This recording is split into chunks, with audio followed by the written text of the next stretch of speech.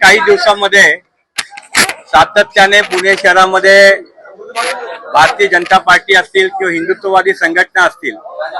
हे सातत्याने काँग्रेस पक्षाच्या कार्यकर्त्यांच्यावर, काँग्रेस पक्षाच्या मुख्य काँग्रेस भवनवर ज्या पद्धतीने हल्ले करून लोकशाहीवर, संविधानावर आम्ही मानत नाही, ही भारतीय जनता पार्टीची जी भूमिका आहे आणि या गुंडगिरीला प्रोत्साहन शासनाकडनं आणि प्रशासनाकडनं ज्या पद्धतीने मिळत आहेत त्या गोष्टीचा निषेध करण्यासाठी आणि त्याचबरोबर पोलीस प्रशासनाने काल झालेली जी घटना आहे, या पुणे शहरामध्ये दैनिक पुढारी सारख्या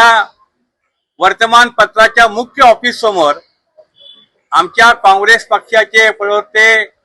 हनुमंत पवार यांना जीवे मारण्याची धमकी, पिस्तुलाचा धाक आणि त्या ठिकाणी 4-5 लोकांच्या जमावाने केलेली लाथाबुक्क्यांनी मारहाण, ही काँग्रेसचे कार्यकर्ते यापुढे सहन करणार नाही। आणि यासाठी जर पोलीस आयुक्त किंवा पोलीस प्रशासन हे जर तातडीने पावलं उचलणार नसतील आणि पुणे शहरातलं जी एक सांस्कृतिक असं राजकारणातली जी एक पातळी होती, ती पातळी ज्या पद्धतीने घसरत चाललेली आहे त्याची सुद्धा दखल आपण घ्यावी, अशी मागणी काँग्रेसच्या सर्व नेते आणि पदाधिकाऱ्यांच्या शिष्टमंडळाने आज पोलीस आयुक्तांच्याकडे केलेली आहे। आणि पोलीस आयुक्तांनी या संदर्भामध्ये योग्य ती पावलं आम्ही उचलू। या ठिकाणी हनुमंत पवार यांना